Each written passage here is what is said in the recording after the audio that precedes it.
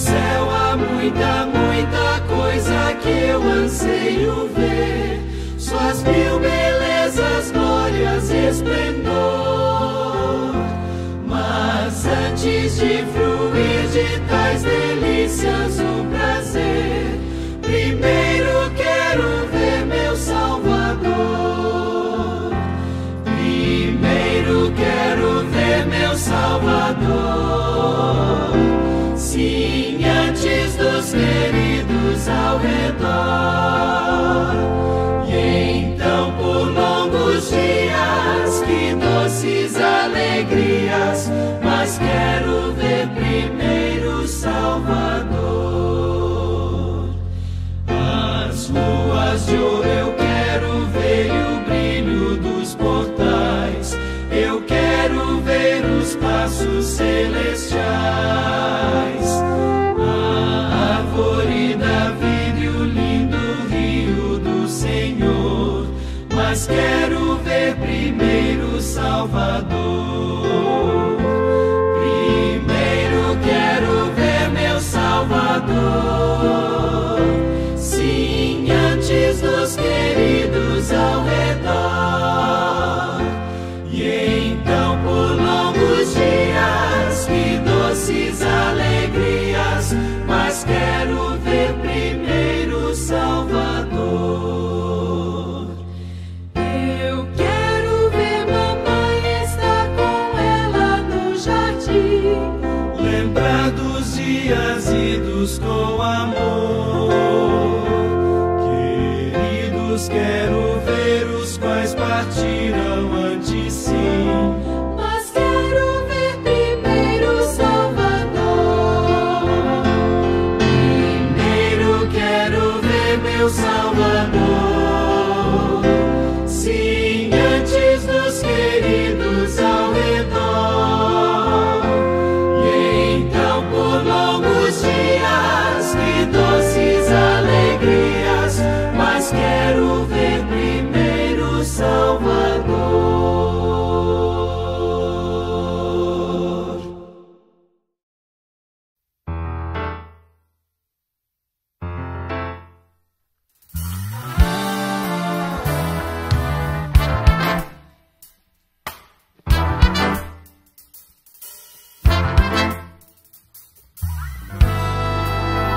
Se as ondas dessa vida destruírem tua fé e fizerem que duvides de que em breve voltarei,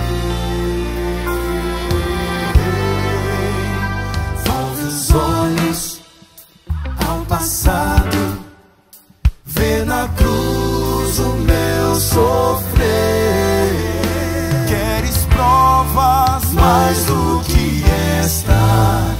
Tanto amei que a vida dei. Pensas mesmo ser tão fácil esquecer o que falei? Se na história desse mundo já meus pés empoeirei, mesmo que o mar enviesse de seu filho se esquecer, ainda assim não haveria de me esquecer de ti. Mas ainda que demore, ou mesmo que pareça, um dia prometi voltar e pronto estou a cumprir. Mas ainda que demore, ou mesmo que pareça, eu não me esqueci de ti. Virei outra vez.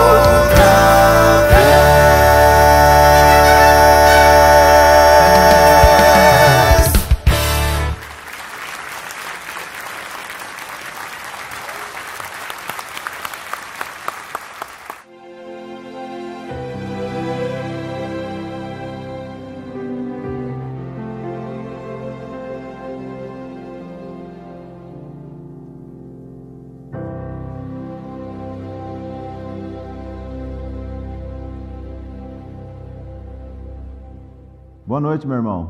Tudo bem? Como vai você? Nós estamos um pouco distantes ainda, né, devido a essa pandemia, mas nós estamos aqui hoje para mais um culto nesta noite, que é o culto de oração, um culto tradicional na nossa igreja. Então eu gostaria já de te dar um recado. Que tal você mandar o seu pedido e também a sua gratidão nos nossos comentários? Ao final deste culto nós estaremos orando pelos seus pedidos e também pela sua gratidão, para que Deus ele possa sentir intimidade em você estar abrindo o coração para o nosso Deus. Ok? Então mande o seu pedido, mande a sua gratidão. No final nós teremos o privilégio então de orar juntos aqui com poder para que Deus ele possa nos ouvir e nos responder conforme a sua santa e bendita vontade. Meus irmãos, eu gostaria de orar com vocês neste momento, para que nós pudéssemos abrir a palavra de Deus. Vamos pedir então a instrução desse Deus poderoso, maravilhoso, para que este culto realmente venha a ser uma bênção para nós, para vocês também que estão nos assistindo durante essa noite. Oremos. Santíssimo Deus, este momento é sagrado porque é o momento de nos calarmos para que possamos ouvir a Tua voz. Nós vamos abrir a Tua palavra, a Santa Bíblia. Nós precisamos que o Teu Santo Espírito faça parte deste culto de adoração, que o nosso coração possa estar aberto para que a Tua palavra possa penetrar, para que ela possa ter espaço no nosso viver diário. Muito obrigado, porque até aqui o Senhor tem nos ajudado. Muito obrigado por ser o nosso Deus e o nosso Salvador. Nós imploramos e Te agradecemos em nome de Jesus, o nosso Salvador. Amém. Meus irmãos, o tema do nosso encontro de hoje é Encontrando Meus Irmãos. Estamos aí já aproximadamente março, estamos em setembro, quase meio ano já distantes, né? Tem alguns irmãos que ainda não tiveram o prazer de se encontrar, ainda estão se resguardando, né? Devido à situação da pandemia. Então nós sentimos saudade de algumas pessoas, né? Às vezes a gente anda pelo bairro, encontra algum irmão aí, mas a gente também não pode dar nenhum abraço, falta alguma coisa. Mas como serão as nossas relações pós-pandemia?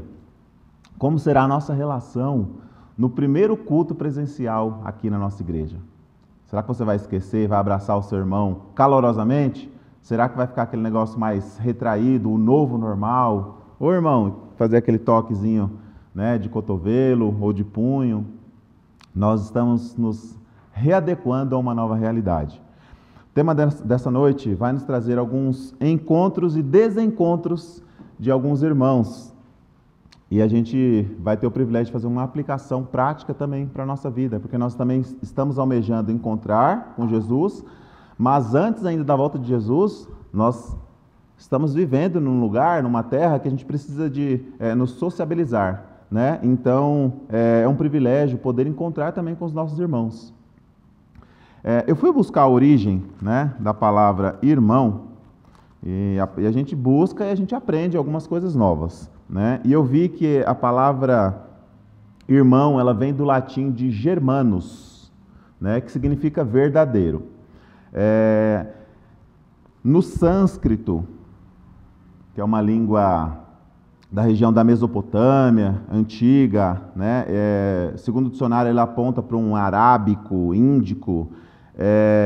A palavra irmão vem de brother, né? Fica semelhante a uma palavra que a gente está acostumado a ouvir no inglês, de brother. E no alemão, nós poderíamos também trazer a tradução como Bruder, né? Eu acho que é assim que se diz a pronúncia correta. Dentro do contexto de irmãos, nós temos muito, pelo menos eu sou de uma família grande, né? Então, dos irmãos consanguíneos, os que têm o meu sangue, nós somos 9 irmãos, né? Comigo 9. Então, eu não sou irmão de mim mesmo, então eu tenho 8 irmãos. Desses 8 irmãos, 6 são meio-irmãos, né? Eles não têm o mesmo pai que eu, mas têm a mesma mãe. E 2 são 100% pai e mãe, certo? Só que dentro da nossa convivência, para nós todos éramos irmãos 100%, não tinha diferenciação. Às vezes a gente tinha até mais intimidade com o meio-irmão do que com o irmão 100%, né, consanguíneo.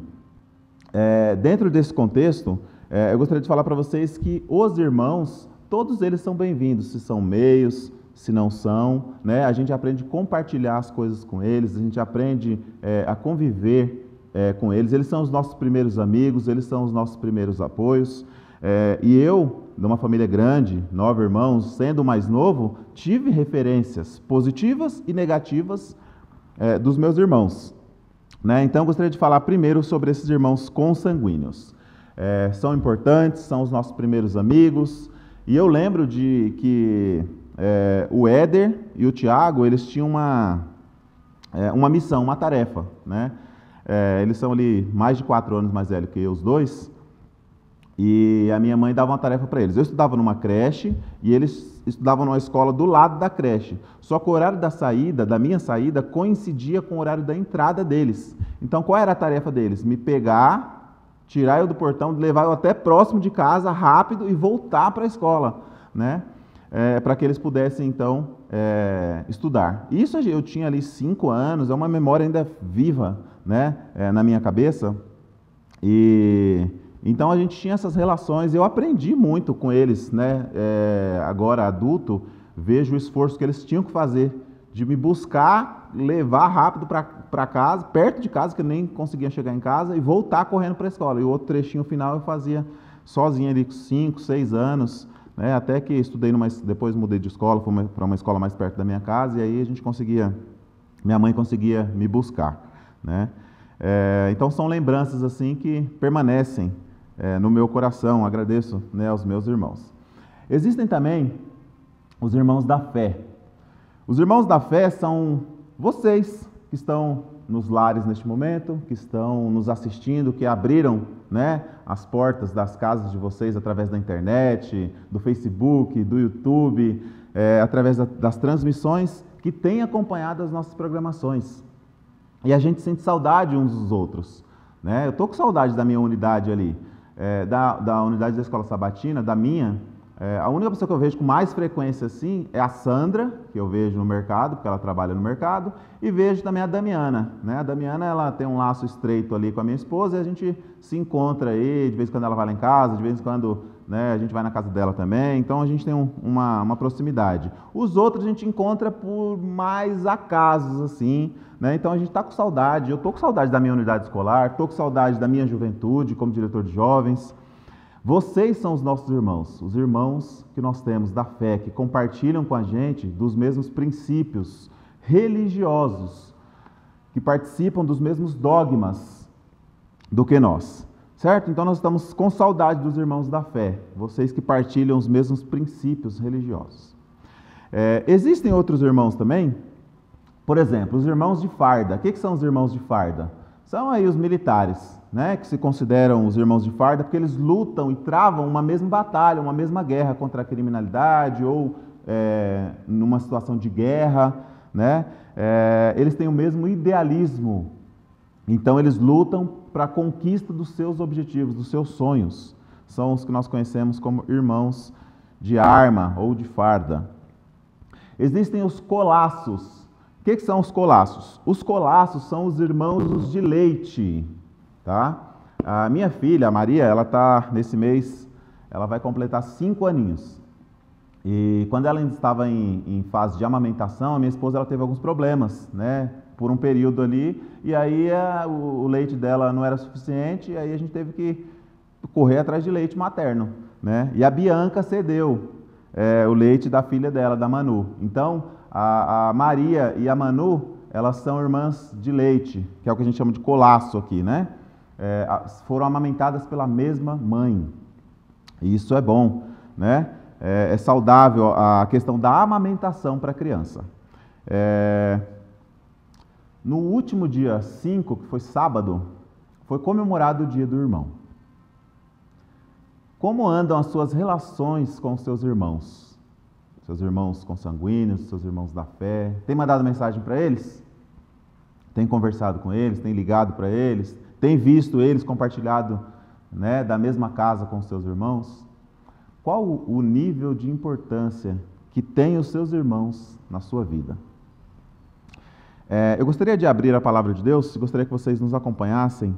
Gênesis capítulo 25, conta a história de um par de gêmeos já famoso, né? Que nós conhecemos, e nós vamos dar uma recapitulada nessa história, porque essa história tem algumas situações que a gente consegue fazer alguma aplicação para a nossa vida espiritual. Esperto é aquele que aprende com os erros dos outros, né? Eu tive essa oportunidade de ver os meus irmãos tendo as suas experiências positivas e negativas, e algumas eu aprendi, outras a gente precisa quebrar mesmo a cara, a gente vai lá e aprende na prática. Outras a gente já fala, espera aí, se meu irmão fez, não deu certo, então eu já não vou fazer também. Eu, como o mais novo, tive essa oportunidade então de ter muitas referências para copiar o que era positivo e descartar o que era negativo. Gênesis capítulo 25, verso 22, diz o seguinte: os filhos lutavam no ventre dela, então disse, se é assim, por que vivo eu? E consultou ao Senhor. 23, respondeu-lhe o Senhor, 2 nações há no teu ventre, 2 povos nascidos de ti se dividirão, um povo será mais forte que o outro, e o mais velho servirá ao mais moço. Estamos aqui falando então de Jacó e Esaú, né? 2 irmãos ali que no ventre já travavam uma batalha. Eu fiquei, ao ler essa história, ao recapitular essa história, eu fiquei pensando o seguinte: fala assim que Jacó ele saiu ali segurando no calcanhar do irmão, né? E eu, na minha imaginação fértil, fiquei pensando, será que eles foram siameses, nasceram grudados, né? Pode ser que sim, pode ser que não. O fato é de que essa atitude de um nascer agarrado no outro ali mostra que os dois já travavam uma batalha. E o verso 22 aqui, ele nos dá esse detalhe, que eles já estavam ali, né, compartilhando os espaços ali, já não estava mais legal, e agora imagina o incômodo para esta mãe, cedendo o seu ventre para que esses 2 filhos então vivessem, né, e amadurecessem até o nascimento. O fato é que os 2 cresceram, se tornaram homens diferentes, com virtudes diferentes, qualidades e também defeitos, né? E aí a gente já conhece essa relação dos 2, que foi uma relação um pouco conturbada, né? Um almejava mais as coisas espirituais do que o outro era um caçador mais voraz. E aí também tinha uma questão, uma estrutura familiar, que o pai gostava mais de um e a mãe gostava mais do outro. E eles deixavam essa preferência visível. Na sua casa, você já reclamou dos seus pais porque um irmão é o queridinho? A minha avó, ela tinha 5 filhos, 1 filho e 4 filhas, né? E parece, ao que me parece, o filho parecia o queridinho. Agora eu não sei como é uma relação, como era a relação o conceito dentro da cabeça da minha avó, que parece que ela dispensava mais atenção para esse filho, né? Agora eu não sei se é porque ele parecia que dava um pouco mais de trabalho para ela. O fato é de que ela investia mais nele, cuidava mais dele, a preocupação maior dela era com ele, mesmo ela amando também as outras filhas. Então eu vejo numa família grande que parece que o pai tem mais afinidade com um filho ou com outro, a mãe também a mesma coisa, né? E aí começa a rolar então os ciúmes. O pai, nesse caso, gostava mais de Esaú, a mãe, nesse caso, gostava mais de Jacó, certo? E aí eles tiveram um probleminha por conta da primogenitura, por conta das bênçãos. Jacó, como o próprio nome diz, né, o enganador, ele enganou o seu irmão, enganou o seu pai, recebeu ali as bênçãos da primogenitura, e aí o irmão ficou muito bravo, né? E aí a gente vai para Gênesis 27, verso 41 e 42, onde o irmão ele faz uma promessa, Esaú. Passou Esaú a odiar Jacó, por causa da bênção com que seu pai tinha o abençoado, e disse consigo: vem próximos dias de luto por meu pai, então matarei a Jacó, meu irmão. Chegaram aos ouvidos de Rebeca, que era a mãe dos 2. Chegaram aos ouvidos de Rebeca essas palavras de Esaú, seu filho mais velho, pois mandou chamar a Jacó, seu filho mais moço, e lhe disse: eis que Saul, teu irmão, te consola a teu respeito, resolvendo matar-te. Ou seja, Jacózinho, vai embora, porque o teu irmão, ele quer te matar. Olha só, que contexto familiar ruim. Eram apenas 2 e um queria matar o outro. Vejo aqui nessa história que agora começa a acontecer um conflito no coração dos pais. Isaac, ele conhecia Esaú. Ele sabia que Esaú era um homem valente, corajoso. E de fato, uma promessa que Esaú fez, ele cumpriria. Ainda mais sendo enganado, sendo ultrajado pelo seu irmão. Rebeca também conhecia os seus 2 filhos. Sabendo da coragem de Esaú, ela alertou o filho mais moço: vai lá para a casa do meu irmão Labão, na cidade de Harã, e fica por lá até que passar uns dias aí e baixar a poeira, e você volta. Então, esse era o contexto familiar aí. Eu quero ir para uma outra história agora, e eu quero que vocês fiquem com essa promessa de que Esaú falou: quando meu pai morrer, eu mato Jacó, né? Só não vou fazer isso para não entristecer mais o meu pai, mas o dia que eu tiver a oportunidade... Vamos adiantar no livro de Gênesis aí, capítulo 37, verso 11. Olha só que interessante uma história aí, agora de José, né? Agora eram os filhos de Jacó. 37, 11. Seus irmãos lhe tinham ciúmes. O pai, no entanto, considerava o caso consigo mesmo. Então, vemos aqui já uma questão de ciúmes entre os irmãos. José, ele de fato era o queridinho de Jacó. Só que Jacó, ele já tinha tido essa experiência de saber que não dava certo um pai ter preferência por um filho. Só que ele tinha muitos filhos, 12. E aí, o seu filho, então, ele começa a ser tratado de uma maneira diferente. E ele era o número 11 desses 12. Então, era quase o mais novo ali. Ele recebeu uma túnica talar especial, bonita, que o diferenciava dos demais irmãos. Agora imagina 12 irmãos, né? Todos ali comiam da mesma comida, recebiam da mesma educação, e o bonitinho do José com privilégios com o papai. Imagina como que os outros irmãos se sentiram. E aí, certa vez, então, os filhos estavam lá pastoreando, né? E o pai falou assim: bom, vá atrás dos seus irmãos para ver como é que tá. E José procura de um lugar, procura por outro, e até que José, então, ouviu uma notícia de que eles estavam em certa cidade. E José, então, rumou para essa cidade. Chegando lá, de longe os irmãos o viram. E aí, gente, começa então uma trama. Olha só, capítulo 37, verso 18. Olha o que diz o verso 18. De longe o viram, e antes que chegasse, conspiraram contra ele para o matar. Note que eu não estou falando de inimigos, eu estou falando de irmãos. Meio-irmãos ou de irmãos consanguíneos, 100% ali. Neste caso, estavam só meio-irmãos. O que para mim, que tenho, é a mesma coisa dos outros irmãos. É tudo irmão, fazem parte tudo da mesma família. Para eles aqui, começaram então uma trama para matar José. No verso 20 diz o seguinte: vinde, pois agora, matemo-lo e lancemo-lo numa destas cisternas, e diremos: um animal selvagem o comeu, e vejamos em que lhe darão os sonhos.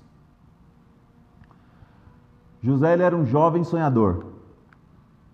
Ele tinha alguns sonhos, e mais do que isso, ele publicava esses sonhos para os seus pais, para os seus irmãos, para os servos, e ele então começa a querer se destacar dentre aqueles irmãos.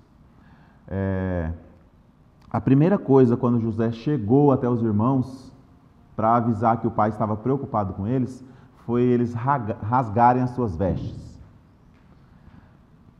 Entendo eu que aquelas vestes eram especiais para José, porque era um presente do pai, um presente especial. O ato dele estar nu, desprotegido, trazia opróbrio e vergonha sobre si. Não obstante, os irmãos continuaram com a ideia de matar. Só que um falou assim: puxa vida, mas matar o nosso irmão é meio pesado.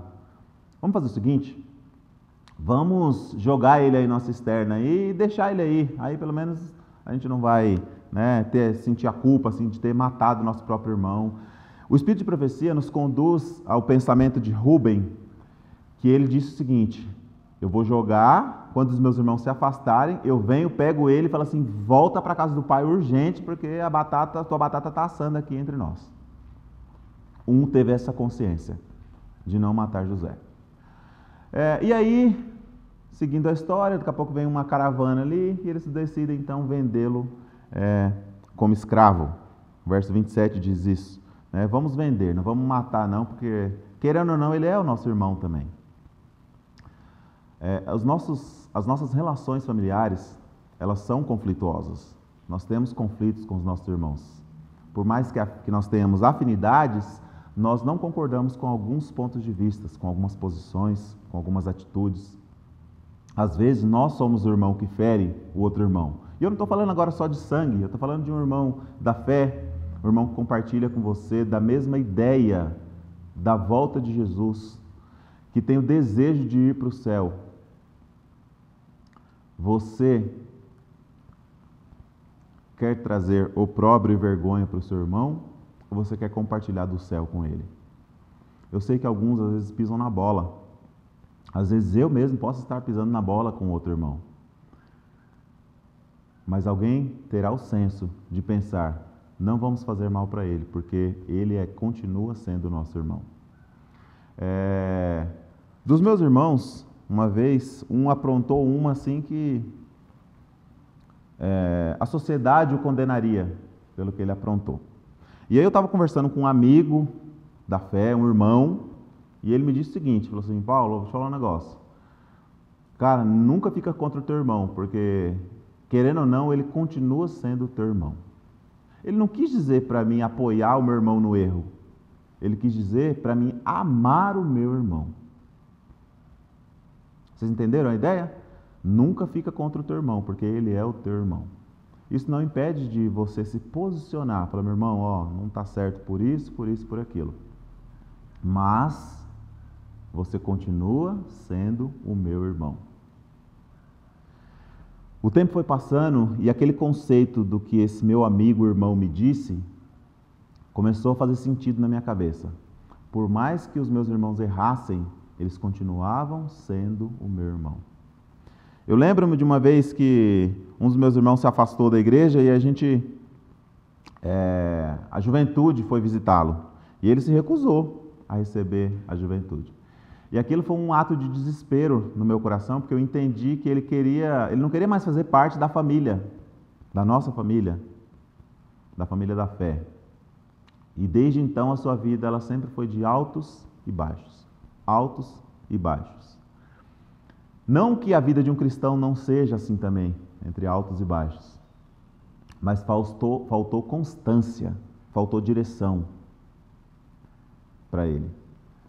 E infelizmente esse jovem ele faleceu, decorrente de uma doença, né? E ele teve complicações e ele acabou falecendo. Meu irmão número 6. E às vezes eu me acordo pensando, sabe, no que eu poderia ter feito para que pudesse ter sido diferente. A espiritualidade, a questão da espiritualidade, a questão da vida dele, das atitudes que tomou. Mas a gente começa a entender que nós somos seres individuais. Nós pensamos e agimos de maneira diferente. Por isso que nós necessitamos disso aqui. Para que nós sejamos unidade, mesmo em grupo, assim como é a Trindade de Deus. O Pai, o Filho e o Espírito Santo. Gênesis 37, capítulo 37, versos 34 e 35, traz agora esses irmãos de volta à presença do Pai. Eles trazem aquela roupa manchada de sangue, dizem para o pai. Então Jacó, e dão a notícia para o pai. Verso 34. Então Jacó rasgou as suas vestes e se cingiu de pano de saco, e lamentou o filho por muitos dias. Levantaram-se todos os seus filhos e todas as suas filhas para o consolarem. Ele, porém, recusou ser consolado e disse chorando: descerei a meu filho até a sepultura. E de fato o chorou seu pai. Uma mentira para o pai. os irmãos se juntaram para inventarem que José tinha morrido. E por conta disso, o pai vive um luto falso, que não era verdadeiro. E o pai chora amargamente e sente o desejo de morrer porque ele perdeu o filho preferido. No íntimo, eu acredito que os filhos de Jacó sentiram uma fisgada no coração, um cortezinho, por também estarem mentindo para o seu pai. E essas verdades, elas se confirmam anos depois, já no Egito, que é para onde a gente vai agora. 42, capítulo 42 de Gênesis. Já mostra anos depois, José já ficou preso, primeiro virou escravo, depois foi preso lá no Egito, depois começou a revelar sonhos na prisão, e aí 2 anos depois, né, foi lembrado no palácio, foi lá, revelou o sonho do faraó, e aqui então José começa a despontar então como governador de um país poderoso, próspero, a fome no mundo, e José então ele era o cara que vendia o alimento. E agora então os seus irmãos eles chegam, descem para o Egito para comprar alimentos, para tentarem sobreviver.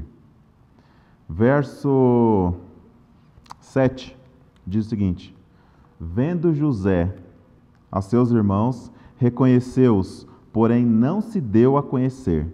E lhes falou asperamente e lhes perguntou: de onde vindes? Responderam: da terra de Canaã, para comprar mantimento. Asperamente. Né? No decorrer do capítulo aqui, você entende que José, inclusive, ele falou a língua dos egípcios, ele não falou a sua língua mãe, natural, para justamente não ser reconhecido por seus irmãos. Entendo eu aqui que José ainda era muito jovenzinho, quando ele foi vendido, entregue ali para aquela caravana, e agora José, então, já um homem feito, formado, talvez com seus adereços egípcios, já não foi reconhecido por seus irmãos, mas os reconheceu. Você reconhece os seus irmãos quando eles erram contra você? Você tem esse senso de entender que por mais que ele erre, ele continua sendo teu irmão? Ou você quer se apartar dele? Ou fazer como Esaú fez? O dia que eu puder fazer, eu faço. O dia que eu puder feri-lo como ele me feriu, eu o farei. Repense o que você está fazendo contra os seus próprios irmãos. No verso 24 do capítulo 42, diz que José, se retirando deles, chorou. Depois, tornando-lhes, lhes falou. Tomou a Simeão dentre eles e o algemou na presença deles. Então José, ele procurou alguma ocasião para segurar os irmãos ali. Só que o fato aqui que mais marcou para mim nessa história é que José chorou. E como José era um chorão. Quando ele foi rasgado as suas vestes ali, junto com seus irmãos ali, José ele implorava pela vida. E essa história ela começa a me emocionar porque ele começou a implorar pela vida. E você já viu alguém implorando pela vida? A gente vive num bairro pobre de São Paulo. A gente escuta e vê histórias mirabolantes que acontecem nessa grande cidade. E uma vez, passando pela rua, eu vi um jovem implorando pela vida. E eu não pude fazer nada pela vida daquele jovem. Um grupo de homens pegaram aquele jovem, colocaram ele num porta-mala de um carro e só escutava ele batendo assim, gritando: pelo amor de Deus, eles querem me matar, eles vão me matar, eles vão me matar. E o que a gente poderia fazer? Né? Então aqueles homens pegaram aquele carro e aceleraram, saíram em alta velocidade. E até hoje eu não sei quem é aquele jovem e o que aconteceu com aquele jovem, mas provavelmente aqueles outros homens podem o ter matado. E o Espírito de Profecia nos dá essa versão, que José ele implorava para os seus irmãos para viver. Gente, vocês estão malucos, o que vocês estão fazendo? Não façam isso comigo. O que nosso pai vai pensar? Ele implorava e chorava pela vida. Enquanto ele era levado com aquela caravana, Diz que naquela noite, em um dia, José amadureceu 10 anos. Tudo que José tinha para viver, ele viveu naquela uma noite. Os conflitos de ser rejeitado pelos seus irmãos, o conflito de estar indo para um lugar desconhecido como escravo. Porque José era um príncipe, era considerado como um príncipe por seu pai. E agora ele estava na situação de escravo. Já nessa parte do reencontro de José, a gente vê um José maduro, poderoso, forte, e agora talvez fosse a hora da vingança, porque José tinha como se vingar dos seus irmãos, mas pelo contrário, José ainda encontrava-se como um coração de menino. O Espírito de Profecia diz no livro Patriarcas e Profetas, José ele se retira e vai chorar. E aí ele chora e depois ele vai na pia, lava os seus olhos ali para tirar a vermelhidão dos olhos e depois ele volta para a presença dos seus irmãos. Capítulo 43, o verso 30. A gente já está indo para a parte final, 43, 30.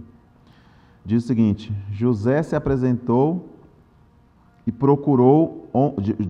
José se apressou e procurou onde chorar, porque se movera no seu íntimo para com seu irmão. Entrou na câmara e ali chorou. José chorando de novo. No capítulo 45, vamos acelerar essa história aqui. Capítulo 45, verso de 1 a 4. E eu vou ler aqui para vocês. Então José, não se podendo conter diante de todos os que estavam com ele, bradou, gritou, colocou firmeza na voz e disse o seguinte: saiam todos da minha presença. E ninguém ficou com ele, só os irmãos. Quando José se deu a conhecer a seus irmãos, e levantou a voz em choro, de maneira que os egípcios o ouviam, e também a casa de Faraó. Um choro de desespero. E disse a seus irmãos: eu sou José. Vive ainda meu pai? E seus irmãos não lhe puderam responder, porque ficaram atemorizados perante ele.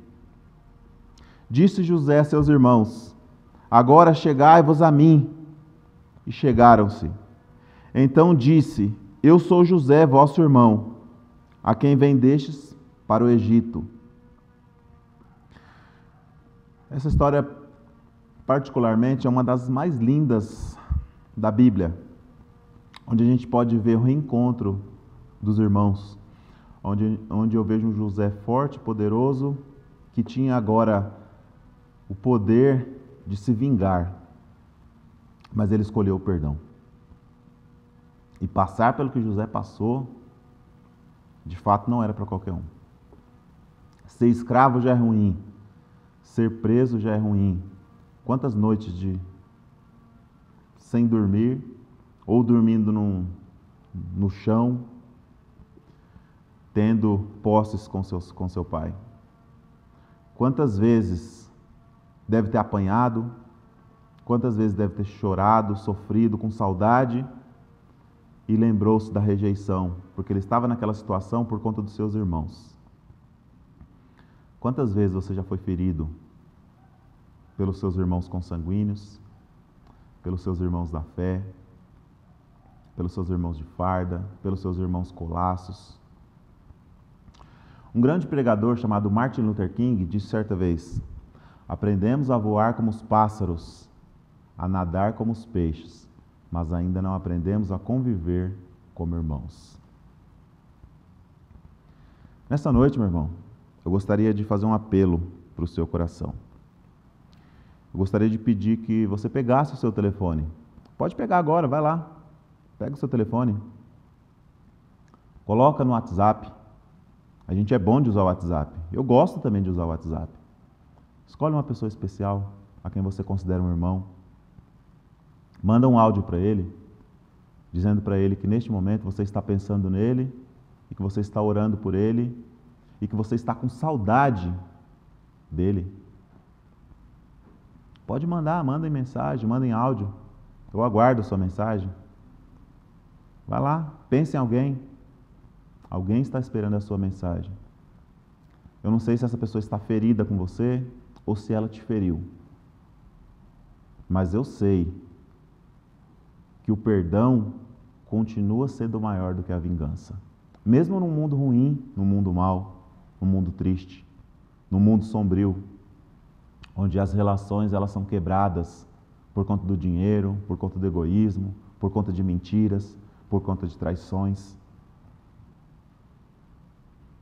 Este foi o reino que o inimigo de Deus propôs. E a gente está cansado, porque a gente é como José, um forasteiro que é chutado pelo pecado. A gente erra e tem muitos dedos sendo apontados para nós. Os crentes, eles precisam ser modelos.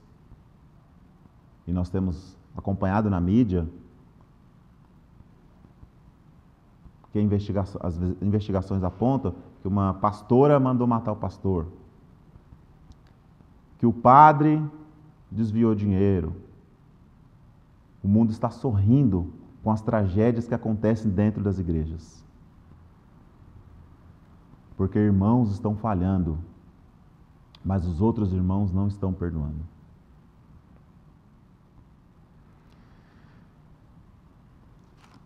Vou ler mais 2 versos aqui para vocês. Gênesis 45, verso 13, 14 e 15, 3 versos. Anunciai a meu pai toda a minha glória no Egito, e tudo o que tendes visto. Apressai-vos e fazei descer meu pai para aqui. E lançando-se ao pescoço de Benjamim, seu irmão, chorou. Abraçado com ele, chorou também Benjamim. José beijou a todos os seus irmãos e chorou sobre eles. Depois seus irmãos falaram com ele. A princípio, os irmãos de José ficaram com medo mesmo. Sabe? De José tentar uma vingança, porque José agora era poderoso, José era forte, José era maduro. Mas José mantinha a sua espiritualidade ainda em alta. José entendeu que naquele dia que foi rejeitado por seus irmãos, ele não foi rejeitado por Deus. Durante o trajeto da caravana rumo ao Egito, José orava e chorava. Quando chegou no Egito, ele teve alguns problemas lá, na casa de Potifar, José se manteve fiel a Deus. Mesmo tendo sido rejeitado por seus irmãos, acusado, traído, José chorava e orava. Talvez você esteja precisando chorar. Sabe como chorar? Abrir o seu coração de fato para Deus. Se tranca no seu quarto, ou se tranca com a pessoa que está te ferindo. Conversa com ela. Vale a pena. Fala, meu irmão, eu estou sendo ferido por isso, por esses motivos. Eu não gostei, né, da forma como eu fui tratado, mas eu estou aqui com sinceridade abrindo o coração para você. Ajoelhem-se juntos, orem juntos, se abracem, chorem. A história inicial que eu comecei aqui, sobre Esaú e Jacó, ela tem um desfecho também lá no capítulo, nos capítulos 27 e 28, onde Jacó e Esaú se encontram. Sabe o que aconteceu nesse encontro? Que Esaú falou que ia matar, mas no dia que eles se encontraram, eles se abraçaram e choraram. Sabe por quê? Porque Jacó, durante a trajetória da sua vida, se ajoelhava, chorava e mais, lutava com Deus para que houvesse uma reconciliação. Você tem chorado, você tem orado, você tem lutado com Deus para que haja uma reconciliação? Nós somos irmãos. Vamos desfrutar, queremos, almejamos desfrutar da eternidade. No culto de sábado passado, o pastor Jairo falou sobre isso, né? Sobre as surpresas que haveriam no céu. Eu sou a primeira surpresa. E depois, dentro do meu julgamento errôneo, fulano de tal está aqui no céu? Ah, não acredito. É Deus a quem julga. O Espírito de Profecia nos dá um vislumbre de pessoas que não estarão no céu, porque não se renovaram no sangue do Cordeiro. Ela fala que Nero não vai estar no céu. Ela fala que a mãe de Nero, que foi assassinada por ele, não vai estar no céu. Porque eles se inflamaram com as paixões. Ela incendiava o seu filho, ela incentivava com que ele fosse realmente um homem temido, um homem mau. Não siga o exemplo de Nero, mesmo que ele tenha sido nosso irmão. E quantos Neros temos na nossa vida, que incendeiam as paixões, que mentem? Quantos Rubens, quantos Levis, quantos irmãos que nos trazem dor, que nos envergonham? E às vezes eu posso ser um desses também. Oxalá que Deus ele transforme o seu coração para que os seus encontros tenham lágrimas, que tenham oração, que tenham atitudes, que tenham sinceridade, que tenham espiritualidade.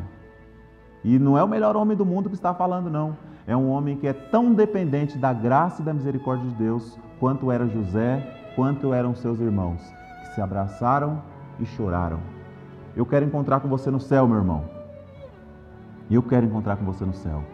Para eu me encontrar com você no céu, primeiro eu tenho que trabalhar para eu estar lá.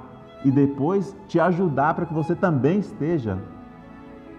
Tarefa de hoje é: reconcilie-se com os seus irmãos. Os relacionamentos estão quebrados, nós estamos distantes. Nós estamos numa fase de distanciamento social, mas não espiritual. Dê uma ligada para o seu irmão, mande uma mensagem para ele. Ele está aguardando a sua mensagem. Tem irmãos que estão lutando sozinhos, estão desanimando por conta de se sentirem sozinhos e rejeitados. E você é o canal de bênção para que esses outros irmãos também alcancem uma espiritualidade melhor, alcancem a eternidade, para que a gente desfrute disso junto com o nosso Salvador Jesus. Eu gostaria de agradecê-los por abrirem as portas dos lares de vocês para que as nossas transmissões chegassem até os vossos corações. Durante a transmissão, acredito que vocês colocaram os seus pedidos e também as suas gratidões nos nossos comentários. E nós gostaríamos de orar por vocês neste momento. Vamos fechar os nossos olhos e vamos orar ao nosso Deus? Poderoso Deus, nós somos teus filhos. E o fato de sermos teus filhos significa que todos nós somos irmãos. Nós precisamos entender, Senhor, que o conceito de irmão é ser verdadeiro, é ser camarada, é ser amigo, é compartilhar, é dividir. Nós precisamos entender o conceito, Senhor, de que, embora haja erros na nossa vida como irmãos, na vida dos nossos irmãos, precisa haver perdão, precisa haver reconciliação, precisam haver lágrimas, não as que saem apenas pelos olhos, mas as que saem do coração. Precisa haver fé, mas precisa também haver atitude, para que nós possamos ir até essas pessoas para nos reconciliarmos novamente. Nós almejamos desfrutar do céu, Senhor. Olha a quantidade de pedidos que foram feitos aqui nos comentários, Senhor. O Senhor é o único que pode nos responder. O Senhor é a nossa única esperança, a nossa única salvaguarda. Nós estamos vivendo num mundo de relacionamentos quebrados, distanciamento social, moral, espiritual. Senhor, nós precisamos nos aproximar novamente da Tua presença.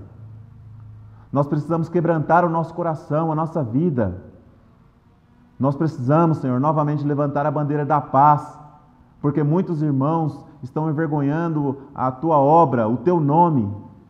E nós, Senhor, estamos apenas apontando o dedo para essas pessoas, enquanto nós devemos nos ajoelhar e chorar junto com elas. Nós precisamos reclinar a nossa cabeça ao peito dos nossos irmãos, Senhor. E às vezes isso é muito difícil, porque a mágoa que nós carregamos é imensa, Senhor. Mas tira essa mágoa do nosso coração, da nossa vida. Senhor Jesus, a gratidão também, Senhor, de pessoas agradecendo pela vida, pela saúde, pela recuperação, pela reestruturação dos relacionamentos, Senhor. Tem pessoas que estão dispostas a te servirem e te amarem, e elas dependem do nosso exemplo. Então nos capacita, Senhor, nos dá força. O primeiro milagre somos nós, Senhor. Nós precisamos ser um milagre para as outras pessoas poderem enxergar a Cristo através da nossa vida. Senhor, dá-nos a força que teve José para perdoar os seus irmãos.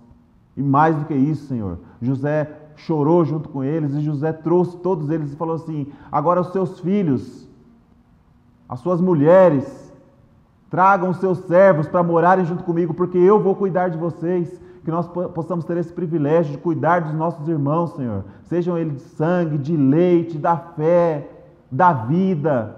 Senhor, dá-nos o direito, Senhor, de amar-nos, de nos respeitarmos, dar-nos essa consciência, Senhor, a sabedoria que o Senhor deu para Salomão. Nós almejamos, Senhor, o céu, nós almejamos a volta do nosso Salvador Jesus.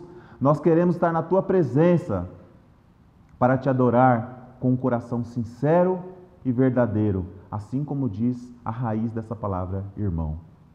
Nós nos entregamos a Ti nesta noite, nós nos colocamos diante do Teu altar e nós oramos, mas nós também Te agradecemos, no nome glorioso do nosso Salvador Jesus. Amém.